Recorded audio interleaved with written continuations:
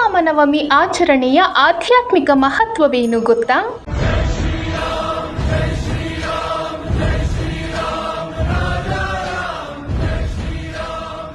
ಹಿಂದೂ ಧರ್ಮದಲ್ಲಿ ಶ್ರೀರಾಮನವಮಿ ಎಂದರೆ ಹಬ್ಬದ ಸಂಭ್ರಮ. ಚೈತ್ರ ಮಾಸದ 9ನೇ ದಿನ ಅಂದ್ರೆ ವರ್ಷದ ಮೊದಲ ತಿಂಗಳಿನಲ್ಲಿ ಬರುವ ಹಬ್ಬ. ಮಹಾವಿಷ್ಣುವಿನ 7ನೆಯ ಅವತಾರವಾದ ಶ್ರೀರಾಮನು ಜನಿಸಿದ ನವಮಿಯಂದು ಈ ಹಬ್ಬವನ್ನ ಆಚರಿಸಲಾಗುತ್ತೆ. ಈ ದಿನ ಪುಷ್ಯ ನಕ್ಷತ್ರದಲ್ಲಿ ಮಧ್ಯಾಹ್ನದ ವೇಳೆಯಲ್ಲಿ ಕರ್ಕಾಟಕ ಲಗ್ನದಲ್ಲಿ ಅಯೋಧ್ಯೆಯಲ್ಲಿ ರಾಮನು ಜನಿಸಿದನೆಂಬ ನಂಬಿಕೆ ಇದೆ. ಇಂದು ರಾಮನವಮಿಯನ್ನು ಆಚರಿಸುತ್ತಿದ್ದೇವೆ. ರಾಮನವಮಿ ಆಚರಣೆಯನ್ನು ಯಾಕೆ ಆಚರಿಸುತ್ತೇವೆ ಎಂಬುದರ ಪೌರಾಣಿಕ ಹಿನ್ನೆಲೆಯನ್ನು ನೋಡೋಣ ಬನ್ನಿ.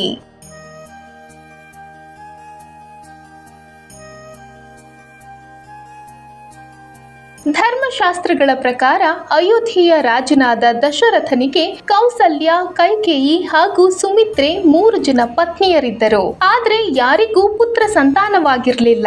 ನಂತರ ದಶರಥನು ಋಷಿಮುನಿಗಳ ಸಲಹೆಯಂತೆ ಪುತ್ರಕಾಮೇಷ್ಟಿ ಯಾಗವನ್ನು ಮಾಡಿಸಿದ. ಈ ಯಜ್ಞದಿಂದ ಸಂತುಷ್ಟನಾದ ಪ್ರಜಾಪತಿಯು ದಶರಥನಿಗೆ ದಿವ್ಯ ಪಾಯಸವನ್ನು ನೀಡುತ್ತಾನೆ. ಈ ದಿವ್ಯ ಪಾಯಸವನ್ನು ದಶರಥನು ತನ್ನ 3 ಪತ್ನಿಯರಿಗೂ ಹಂಚುತ್ತಾನೆ.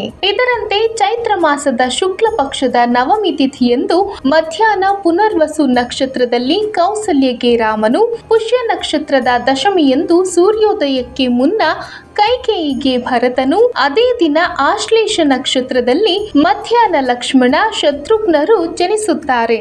ಹೀಗೆ ರಾಮನು ಜನಿಸಿದ ನವಮಿಯಂದು ರಾಮನವಮಿಯನ್ನಾಗಿ ಆಚರಿಸುತ್ತಾರೆ. ಶ್ರೀರಾಮನು ಜನಿಸಿದ ದಿನವೆಂದು ಆಚರಿಸಲಾಗುವ ಹಬ್ಬ ರಾಮನವಮಿ. ಅಯೋಧ್ಯೆಯ ರಾಜ ದಶರಥ ಹಾಗೂ ಕೌಸಲ್ಯ ಪುತ್ರನಾಗಿ ಮಹಾವಿಷ್ಣುವಿನ 7ನೇ ಅವತಾರವಾಗಿ ಶ್ರೀರಾಮನು ಜನಿಸುತ್ತಾನೆ. ಹಿಂದೂ ಗ್ರಂಥಗಳಲ್ಲಿ ಉಲ್ಲೇಖವಿರುವಂತೆ 4 ಯುಗಗಳಲ್ಲಿ ಒಂದಾದ ತ್ರೇತಾಯುಗದಲ್ಲಿ ರಾಮನು ಜನಿಸಿದನು. ಈ ದಿನ ಶ್ರೀರಾಮನನ್ನು ಪೂಜಿಸಿದರೆ ಕೆಟ್ಟ ಶಕ್ತಿಗಳು ನಿವಾರಣೆಯಾಗಿ ಭೂಮಿಯ ಮೇಲೆ ದೈವಿಕ ಶಕ್ತಿಯು ನೆಲೆಸುತ್ತೆ. ಧಾರ್ಮಿಕ ನಂಬಿಕೆಯ ಪ್ರಕಾರ ದೇವತೆಗಳು ಹಾಗೂ ದೇವರುಗಳು ಅವತಾರ ತಾಳಿದ ದಿನದಂದು ಭೂಮಿಯ ಮೇಲೆ ಅವರ ದೈವಿ ತತ್ವಗಳು ಹೆಚ್ಚಿನ ಪ್ರಮಾಣದಲ್ಲಿ ಕಾರ್ಯನಿರತವಾಗಿರುತ್ತದೆ. ಶ್ರೀರಾಮ ನವಮಿಯಂದು ಶ್ರೀರಾಮ ತತ್ವವು ಎಂದಿಗಿಂತಲೂ 1000 ಪಟ್ಟು ಹೆಚ್ಚು ಭೂಮಿಯಲ್ಲಿ ಕಾರ್ಯನಿರತವಾಗಿರುತ್ತೆ. ಹೀಗಾಗಿ ಈ ದಿನ ರಾಮನಾಮ ಜಪ, ಶ್ರೀರಾಮನ ಉಪಾಸನೆಗಳನ್ನು ಮಾಡುವುದರಿಂದ ಸಾಕಷ್ಟು ಪ್ರಯೋಜನವನ್ನು ಪಡೆಯಬಹುದೆಂದು ಹೇಳಲಾಗುತ್ತೆ. ರಾಮನವಮಿಯ ಆಧ್ಯಾತ್ಮಿಕ ಮಹತ್ವ. ರಾಮ ಎನ್ನುವ 2 ಅಕ್ಷರದಲ್ಲಿ ಮಹತ್ವಪೂರ್ಣವಾದ ಅರ್ಥವಿದೆ. ರಾ ಎಂದರೆ ಬೆಳಕು, ಮ ಎಂದರೆ ಒಳಗೆ, ಅಂದರೆ ನಮ್ಮೊಳಗಿನ ದೈವಿಕ ಬೆಳಕು ರಾಮ. ಶ್ರೀರಾಮನು ಜನಿಸಿದ ಸ್ಥಳ ಯೋಧ್ಯ ಎಂದರೆ ಯುದ್ಧ, ಆ ಎಂದರೆ ಯುದ್ಧದ ಋಣಾತ್ಮಕ ಪೂರ್ವ ಪ್ರತ್ಯಯ, ಅಂದ್ರೆ ಯುದ್ಧವಿಲ್ಲದ ಸಮೃದ್ಧಿ ಹಾಗೂ ನ್ಯಾಯಯುತವಾಗಿರುವ ಸ್ಥಳವನ್ನು ಅಯೋಧ್ಯೆ ಎಂದು ಕರೆಯುತ್ತಾರೆ. ಸತ್ಯಯುಗದಲ್ಲಿ ವಿವಿಧ ಗ್ರಹಗಳ ದೇವರು ಹಾಗೂ ರಾಕ್ಷಸರ ಮಧ್ಯೆ ಯುದ್ಧ ನಡೆದವು.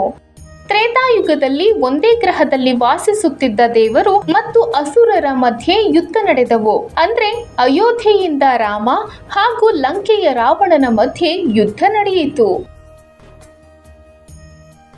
ದ್ವಾಪರ ಯುಗದಲ್ಲಿ ಒಂದೇ ಕುಟುಂಬದಲ್ಲಿರುವ ಜನರ ಮಧ್ಯೆ ಯುದ್ಧಗಳು ನಡೆದವು. ಅಂದ್ರೆ ಪಾಂಡವರು ಮತ್ತು ಕೌರವರ ಮಧ್ಯೆ. ಕಲಿಯುಗದಲ್ಲಿ ಯುದ್ಧಗಳು ನಮ್ಮೊಳಗೇ ನಡೆಯುತ್ತಿವೆ.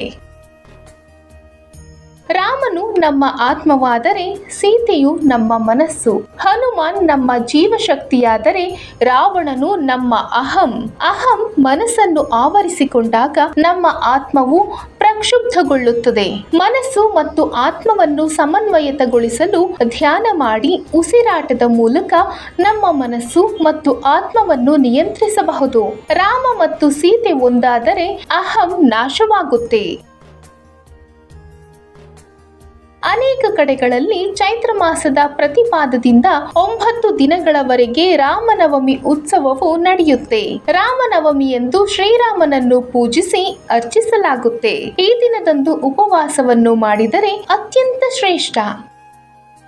ರಾಮನವಮಿಯಂದು ಬೆಳಗ್ಗೆಯಿಂದ ಮರುದಿನ ಬೆಳಗ್ಗೆಯವರೆಗೆ ಉಪವಾಸವನ್ನು ಕೈಗೊಳ್ಳಬೇಕು. ಈ ಸಮಯದಲ್ಲಿ ಶ್ರೀರಾಮ ಜಪ, ರಾಮಾಯಣ ಪಾರಾಯಣ, ಶ್ರೀರಾಮ ಸೀತಾ ಕಲ್ಯಾಣೋತ್ಸವವನ್ನು ಮಾಡಬಹುದು.